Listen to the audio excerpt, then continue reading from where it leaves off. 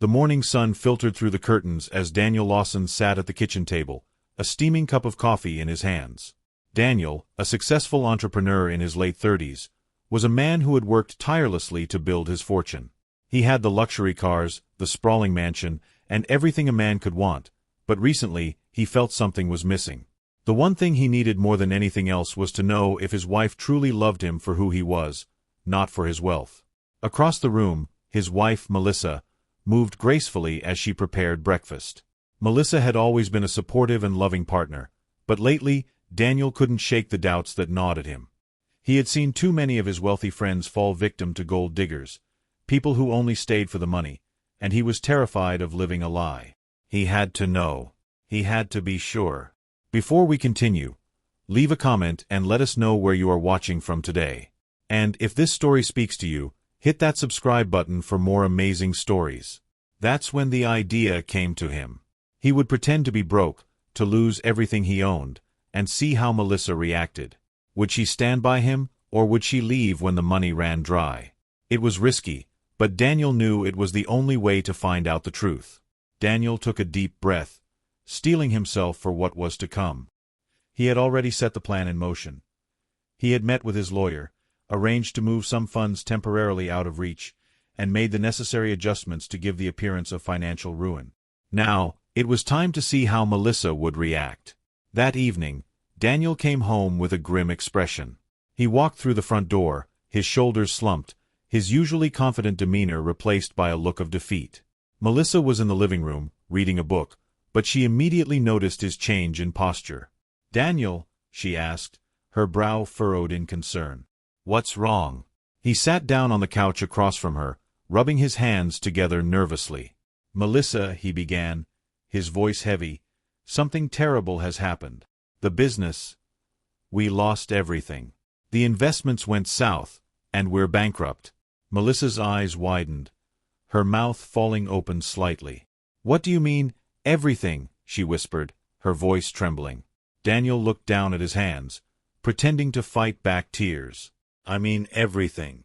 The house, the cars, the bank accounts, all of it is gone. We'll have to sell the house and move somewhere more affordable." "I'm so sorry, Melissa. I've failed you." Melissa was silent for a long moment, her face pale as she absorbed the news. Daniel's heart pounded in his chest as he waited for her response. Would she stay, or would she leave? Finally, Melissa took a deep breath, her eyes filled with emotion. She reached out, placing her hand on his. "Daniel," she said softly, "I don't care about the money. I married you, not your bank account. We'll get through this together." Daniel's heart swelled with hope. Maybe he had been wrong to doubt her. The next few weeks were a whirlwind. They sold the mansion, the luxury cars, and most of their belongings. Daniel had found a modest apartment in a lower-middle-class neighborhood, and they moved in with only the essentials. The apartment was small, just a kitchen, a living room, and a single bedroom.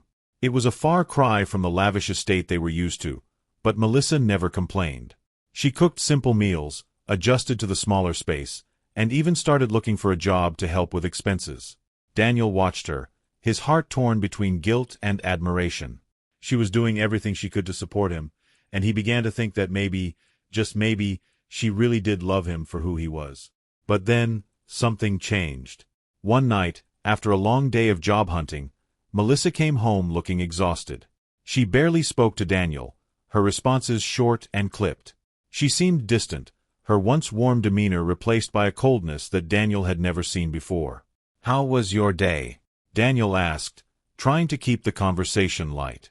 "It was fine," Melissa replied curtly, not meeting his eyes. She set her purse down and went straight to the bedroom, closing the door behind her. Daniel frowned, a sinking feeling settling in his stomach. He tried to shake it off. Everyone had bad days after all, but as the days turned into weeks, Melissa's attitude only worsened. She stopped cooking, stopped asking about his day, and started spending more time out of the apartment. When Daniel asked where she was going, she would snap at him, telling him it was none of his business. Daniel's heart ached as he watched the woman he loved slip away. He had hoped that this test would bring them closer, but it seemed to be doing the opposite. He tried to talk to her, to remind her that they still had each other, but she only grew more distant. One evening, as Daniel sat alone in the living room, he heard Melissa's voice from the bedroom. She was on the phone, her tone hushed and conspiratorial. "I can't keep living like this," she said, her voice filled with frustration. I know, but I need to get out of here. I can't stay with him if he has nothing." Daniel's heart shattered. The doubts that had once been a small whisper in the back of his mind now roared with certainty. She was planning to leave him. The next day, Daniel decided to confront Melissa. He couldn't keep pretending, couldn't keep living this lie. He needed to know the truth, once and for all. "Melissa," he said, his voice trembling as he approached her in the kitchen, "we need to talk." She looked up at him, her eyes cold. "What is it, Daniel?" "I heard you on the phone last night," he admitted, his voice breaking. "Are you planning to leave me?" Melissa's eyes widened, and for a moment she looked guilty. But then her expression hardened, and she crossed her arms over her chest. "What do you expect, Daniel? You lost everything. You can't provide for me anymore. I didn't sign up for this." Daniel felt as if the ground had been ripped out from under him. He had hoped, prayed, that she would prove him wrong, that she would stand by him no matter what. But now he knew the truth. Melissa continued, her voice growing colder with each word. "I can't live like this, Daniel. I want the life we had before, the money, the comfort, the security. If you can't give me that, then I have no reason to stay." Daniel nodded, his heart breaking. He had his answer. Without another word, he turned and walked out of the apartment, leaving Melissa standing alone in the kitchen.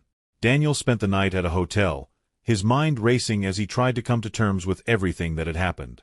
He had wanted to test Melissa's loyalty, but he hadn't been prepared for the pain that came with the truth. He knew what he had to do. He couldn't stay with someone who only loved him for his wealth.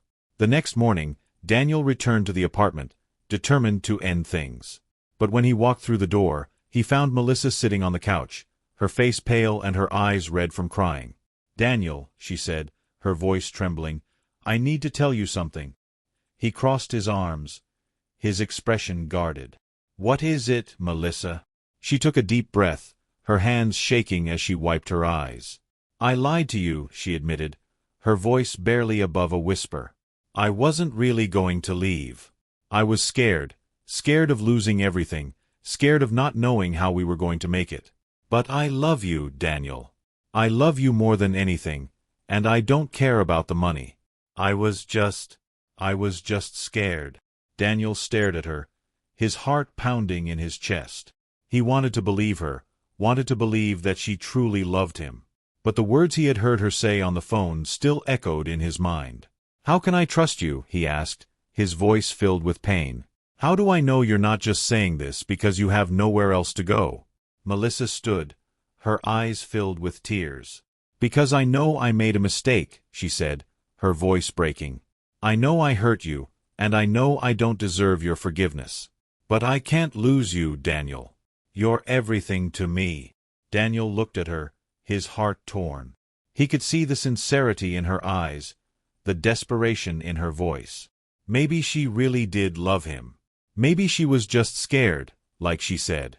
He took a deep breath, his mind racing as he tried to decide what to do. After what felt like an eternity, Daniel finally spoke. "I'll give you one more chance," he said, his voice trembling. "But if you ever lie to me again, we're done." Melissa nodded, tears streaming down her face. "I promise, Daniel. I won't let you down." Over the next few weeks, things slowly began to improve. Melissa started cooking again, started asking about Daniel's day, and they began to reconnect. It wasn't easy, there was still a lot of pain, a lot of mistrust, but they were both willing to try. One day, Daniel decided it was time to end the charade. He sat Melissa down, his heart pounding as he prepared to tell her the truth. "Melissa," he began, his voice calm, "there's something you need to know. I never lost the money.